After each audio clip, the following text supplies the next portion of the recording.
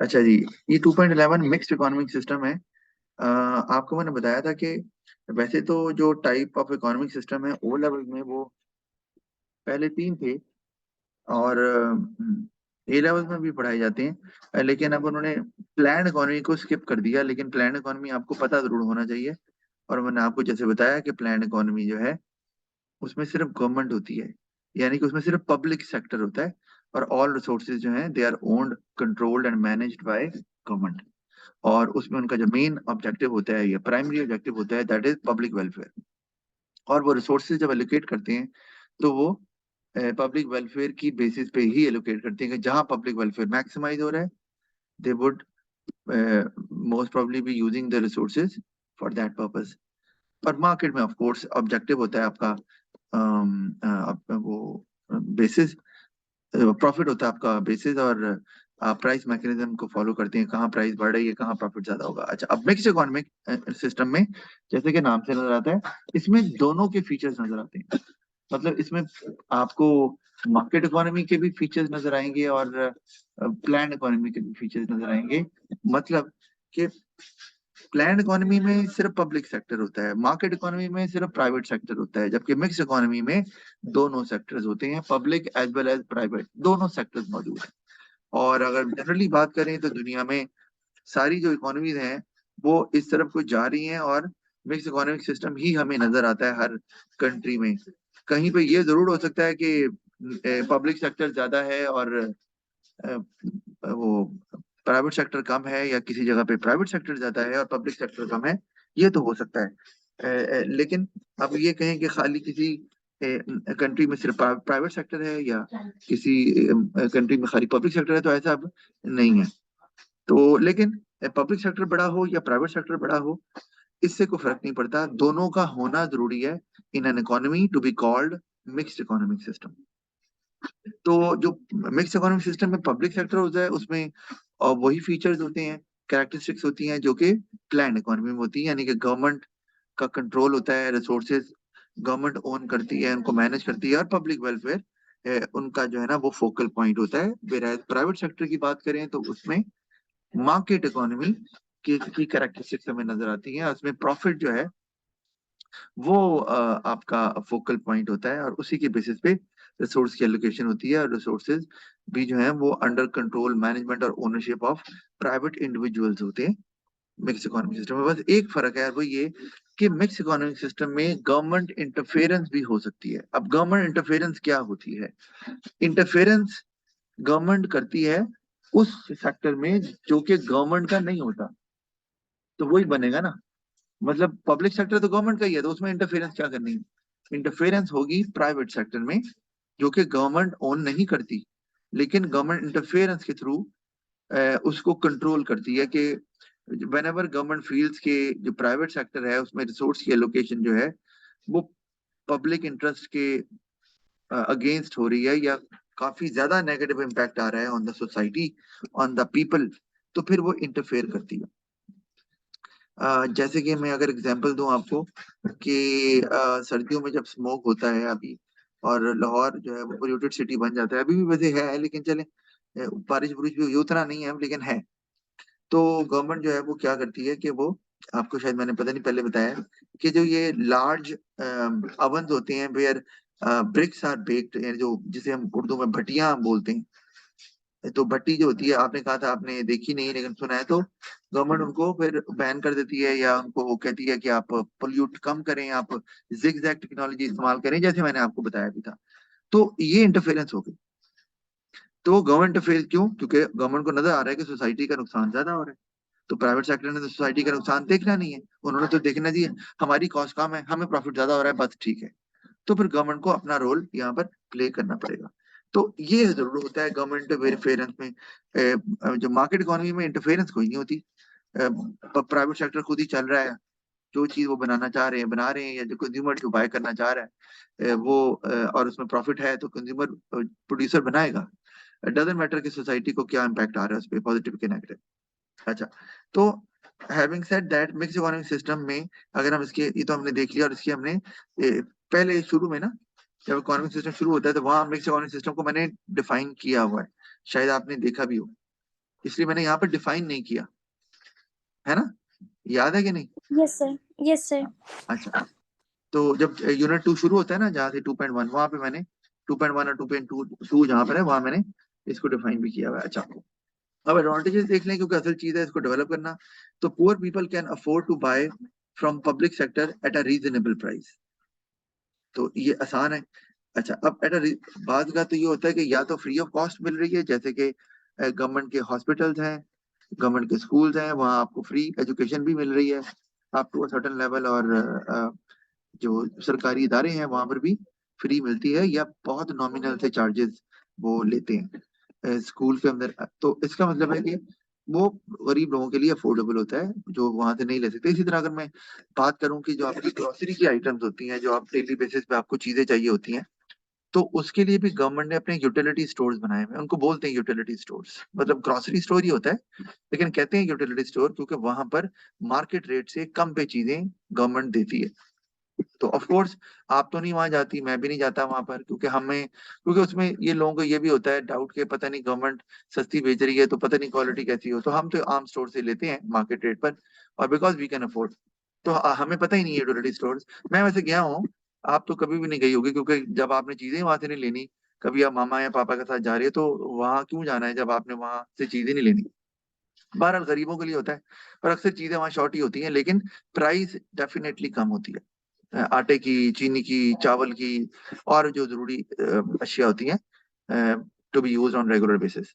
तो एक ये फायदा है, क्योंकि ये चीजें आपको पब्लिक सेक्टर में मिलती हैं। फिर government interferes in the private sector as well, pollution tax place और हार्मफुल गुड्स आर प्रोड्यूस, ये मैंने आपको बता दिया है, जैसे मैंने आपको एग्जांपल दी है अभी। तो उसके अलावा हार्मफुल गुड्स भी गवर्नमेंट्स में भी इंटरफेरेंस करती है, जैसे हार्मफुल गुड्स में है सिगरेट्स को आप ले लो, तो सिगरेट पे क्या कंट्रोल है गवर्नमेंट का, बता दो, मैंने बताया है वैसे। गवर्नमेंट कैसे इंटरफेयर करती है सिगरेट मैन्युफैक्चरिंग में, जो कि प्राइवेट सेक्टर करता है, बता सकती हो? सर पता नहीं। कोई बात नहीं, हाँ जारी बात है आप थोड़ी सिगरेट यूज करती हो, तो जारी बात है नहीं पता होगा। मैंने, मेरा ख्याल है मैंने शायद बताया हुआ है। एनीवे, याद रखें कि सिगरेट जो है, आपके घर में कोई पीता है सिगरेट? No sir. नहीं, कोई रिलेटिव में पीता हो, देखा हो आपने पीते हुए? Yes sir. अच्छा, सिगरेट की डब्बी देखी है? यस। अच्छा, ओके। तो सिगरेट जो है ना, उसकी डब्बी के ऊपर जो है ना, it is compulsory to print a picture showing cancer, और उसमें ये कॉशन भी जरूरी है, you it is mandatory to print on it cigarette causes cancer and heart diseases. तो ये गवर्नमेंट की इंटरफेरेंस यहाँ आ रही है कि भाई लिखें, अगर लोग पी रहे हैं fine, but we have to make them aware of it. आपको खुदकुशी करना चाहे तो उसे कैसे रोकें, और उसके ऊपर आपको कोई फुट पे कैंसर के कोई निशान है, कोई माउथ कैंसर हो रहा है, बहुत गंदी सी पिक्चर्स होती हैं इसीलिए बनाई जाती हैं, और उन्होंने कहा है कि इस सर्टेन साइज की होनी चाहिए, ये नहीं कि छोटी सी, अलाउड नहीं है, ताकि लोगों को थोड़ा सा उससे कराहत आए और लोग उसको अवॉइड करें यूज करना। दूसरा, सिगरेट ऑफ कोर्स जब पीते हैं तो of course it affects the health of the people negatively, लेकिन उससे जो जिस सात लोग होते हैं जो कंपनी में बैठे होते हैं, they also get the negative impact in the form of passive smoking, क्योंकि वो स्मोक रिलीज करते हैं, तो हम भी तो इनहेल कर ही रहे हैं ना कुछ ना कुछ स्मोक उनका, तो उसको इंटरफेरेंस करती है। इस तरह गवर्नमेंट और क्या इंटरफेरेंस कर रही है? आपने कभी सिगरेट का ऐड देखा है टीवी पे, सोशल मीडिया पे, अखबार में, कहीं पर भी? नो। नो।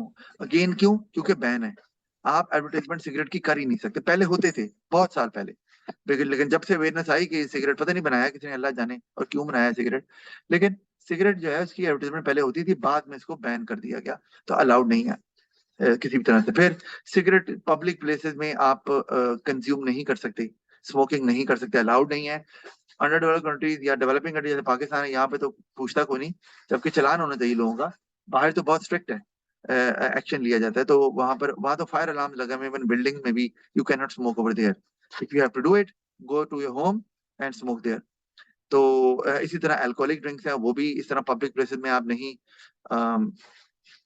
इसको कंज्यूम कर सकते। तो ये इंटरफेरेंस है, और वजह क्या है? वही बात, इंटरफेरेंस तब करती है जब गवर्नमेंट को लगता है कि इस प्रोडक्ट का सोसाइटी को मतलब जो इस्तेमाल कर रहे हैं उनको भी, और जो दूसरे हैं उनको भी हो सकता है, तो फिर गवर्नमेंट डज इंटरफेयर, तो वो इस तरह से कर सकती है। अच्छा, क्योंकि उनका तो पब्लिक वेलफेयर को मैक्सिमाइज करना या पब्लिक वेलफेयर को इम्प्रूव करना ऑब्जेक्टिव होता है। अच्छा, तीसरा अगर देखें तो public sector provides job security and private sector provides better pay structure and chances of promotion. तो so people can choose a job of their own choice. अब ये भी क्योंकि दोनों में चॉइस होती है, ये ना पेपर में पास पेपर में क्वेश्चन भी आया हुआ है कि किधर जॉब करनी चाहिए, पब्लिक सेक्टर में कि प्राइवेट सेक्टर में। तो वहां दोनों साइड बतानी होती है। पब्लिक सेक्टर में जो आप कह लें कि गुड पॉइंट्स हैं, एडवांटेजेस हैं, वो यही कि job security. Once you get an employment in a public sector, it is very rare that you will be asked to leave the job किसी भी वजह से, क्योंकि गवर्नमेंट को नुकसान भी हो रहा है। तो गवर्नमेंट अपने वर्कर्स को नहीं निकालती, क्योंकि गवर्नमेंट का तो काम ही एम्प्लॉयमेंट अपॉर्चुनिटी क्रिएट करना है। तो अगर वो अपने इदारों से निकालेगी तो फिर वो ये रिस्पॉन्सिबिलिटी कैसे पूरी करेगी? तो नहीं हो सकता। तो एक तो ये कि जॉब सिक्योरिटी, इसी एक ये भी वजह है कि गवर्नमेंट के जो एम्प्लॉइज होते हैं ना, they are quite lazy and sluggish because they know that they won't do their job in any case. ये एक नेगेटिव इम्पैक्ट जरूर आ जाता है। बहरहाल जॉब सिक्योरिटी, क्योंकि प्राइवेट सेक्टर में तो जॉब सिक्योरिटी नहीं होती। whenever business feels that they are let's say losing profit, or their business is squeezing, or their sales is going down, तो वो वर्कर्स कुछ वर्कर्स को जब चाहें निकाल सकते हैं। इसको हम बोलते हैं रिडंडेंसी, या इसको ले ऑफ भी बोलते हैं, कि वर्कर को रिडंडेंट कर दिया। एक आपने वर्ड सुना होगा फायर, एम्प्लॉय को फायर करना है, सुना है ना? आप बिजनेस में सुना है ऑफ कोर्स, जिसे डिसमिस कहते हैं, बिल्कुल सुना। yes sir. हाँ, डिसमिस करना, फायर करना, सैक करना, ये एक ही वर्ड है, लेकिन ये तो एम्प्लॉय की गलती है। लेकिन जब मैं कहता हूँ कि रिडंडेंट थी, तो इसका मतलब ऑफ कोर्स वो एम्प्लॉय की गलती नहीं है, लेकिन एम्प्लॉय रिक्वायर्ड नहीं है। हमने पढ़ा है ये बिजनेस के अंदर भी। तो प्राइवेट सेक्टर में ये हो सकता है किसी भी वक्त, तो जॉब इनसिक्योरिटी तो है। अच्छा, लेकिन अगर मैं पे स्ट्रक्चर की बात करूं, तो पे structure is much better in private sector, और पब्लिक सेक्टर में उतना पे स्ट्रक्चर नहीं होता। तो आप जैसे आप देख लो, अगर प्राइम मिनिस्टर भी ले लो तो कितनी की तनख्वाह होगी? 2.5 लाख, 3 लाख, 3.5 लाख, इससे ज्यादा नहीं देते। इससे ज्यादा तो कई लोग कमा रहे हैं प्राइवेट सेक्टर में। मैं ये प्राइम मिनिस्टर की बात कर रहा हूँ, जो कि टॉप बंदा है पब्लिक सेक्टर के अंदर। तो लेकिन एक चीज की पे तो ज्यादा नहीं होती पब्लिक में, लेकिन प्राइवेट में ज्यादा होती है। लेकिन फैसिलिटीज जो है ना, वो पब्लिक सेक्टर में ज्यादा होती हैं। फैसिलिटीज कौन सी? जैसे कि आप कह लो कि आपको एकोमोडेशन दी, हाउस एकोमोडेशन दी हुई है, आपका बिजली के सर्टेन यूनिट्स फ्री हैं, आपको सरकारी गाड़ी मिली हुई है, जो कि आपको पता है बड़े अफसरों को मिलती है जो सरकारी जॉब कर रहे होते हैं।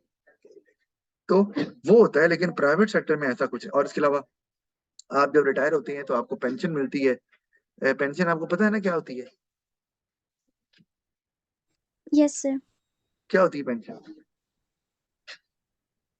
सर वो जब एक सर्टेन एज पे पहुंच जाते हैं तो उनको निकाल देते हैं जॉब से, तो फिर उनको पेंशन देते हैं, कुछ अमाउंट देते हैं ताकि वो सरवाइव कर सकें।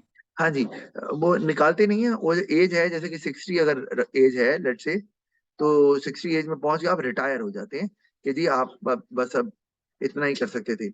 और फिर आगे चूंकि बूढ़ा हो जाता है बंदा, तो फिर वो पेंशन आगे उसको मिलती है ताकि वो गुजारा करे। लेकिन प्राइवेट सेक्टर में ऐसा सीन का बहुत कम होता है। मतलब वहां पर as long as you are earning, you have to save it yourself. You won't be getting pension at the age of retirement या आफ्टर द रिटायरमेंट।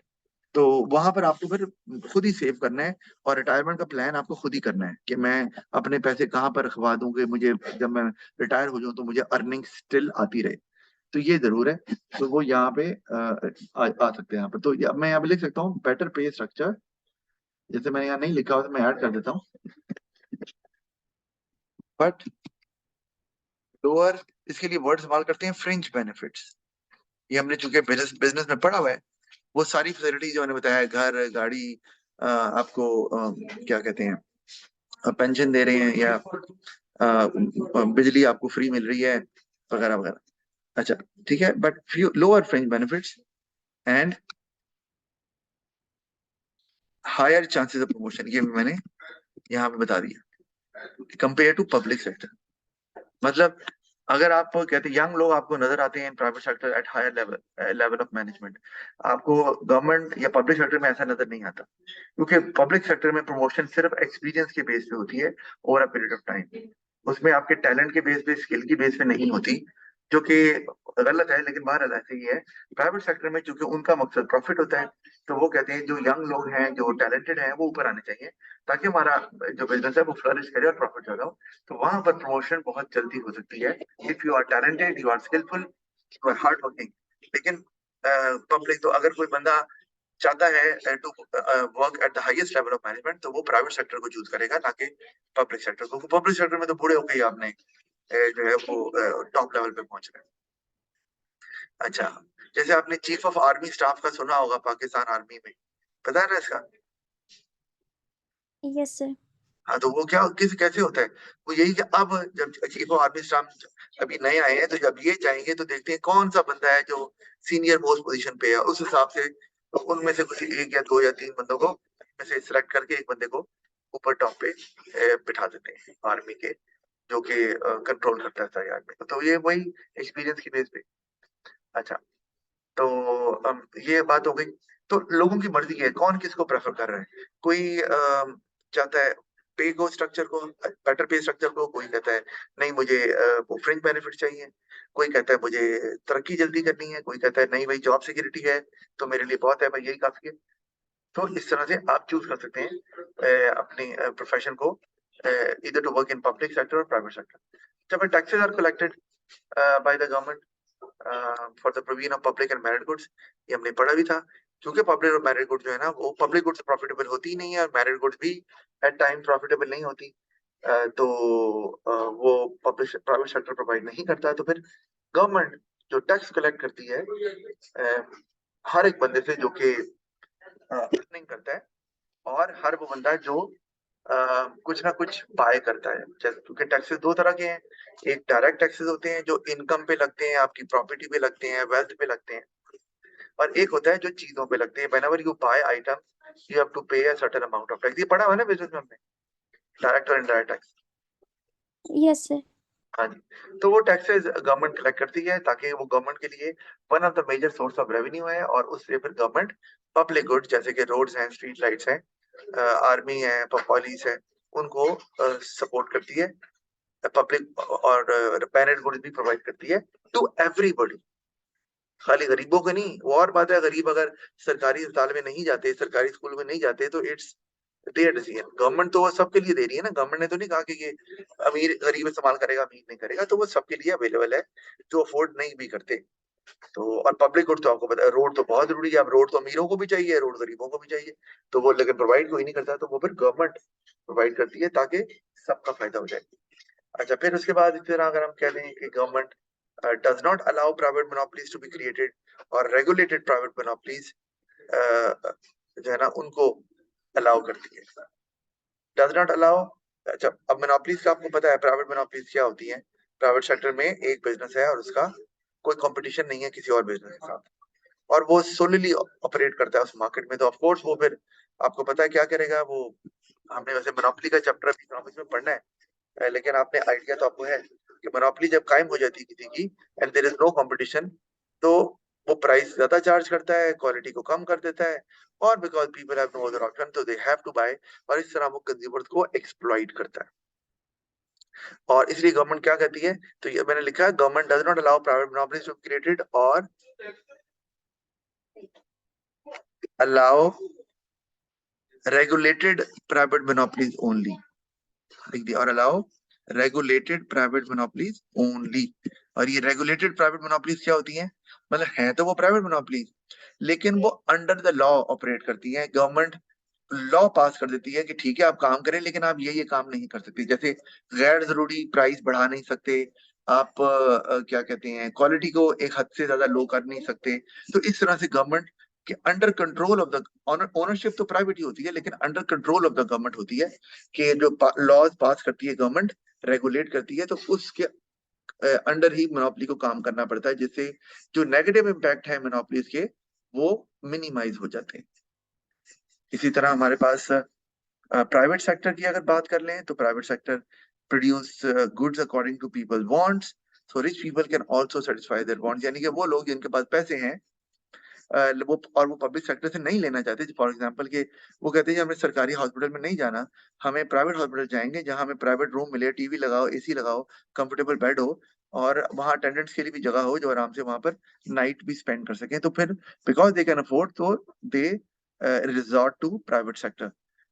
इसी तरह स्कूल्स भी हैं, जैसे प्राइवेट स्कूल्स, तो वो अपने जो people who are rich who can afford, they send their children to private schools. तो ये भी है। अदरवाइज तो despite having money they can not send their children to good schools या टू अ गुड एनवायरनमेंट, क्योंकि सिर्फ public sector ही होगा अगर प्राइवेट सेक्टर ना हो। तो ये एक एडवांटेज अमीरों को हो जाता है कि उनको अगर वो अफोर्ड करते हैं तो वो पैसे मांग रहे हैं, दें और वो फैसिलिटीज लें जो वो चाह रहे हैं। But there are some disadvantages as well, अगर हम देखें तो उसमें जैसे हमारे पास एक नजर आ रहा है, imposition of tax as a disincentive for businesses and workers. Of course, क्योंकि गवर्नमेंट टैक्सेस देती है तो टैक्सेस प्रॉफिट को भी कम करता है, बिजनेस के वर्कर्स की इनकम को भी कम करता है, क्योंकि उसमें से टैक्स गवर्नमेंट ले जाती है। दो गवर्नमेंट ने वो टैक्स जो की अमाउंट जो है वो लोगों पे खर्च करनी होती है, लेकिन बिजनेसेस और वर्कर्स को इम्पैक्ट तो आता है उस वक्त। और पता नहीं वो गवर्नमेंट अगर पाकिस्तान की है वो टैक्सेस कहाँ वहां पे खर्च करती है, हमें क्या पता कि क्या करती है। तो उससे वो डिस्करेज होते हैं और वर्कर्स फिर काम नहीं करेंगे, बिजनेसेस जो है वो अपना सेटअप नहीं करेंगे बिजनेसेस को, तो नुकसान तो कंट्री का ही होगा, चीजें बनेगी नहीं और लोगों को अवेलेबल नहीं होंगी इस केस में। इसी तरह government does not allow price mechanism to allocate resources. Again government जो है वो प्राइस मैकेनिज्म को नहीं चलने देती। अच्छा मैं ना अभी जस्ट मिनट में बताता हूँ।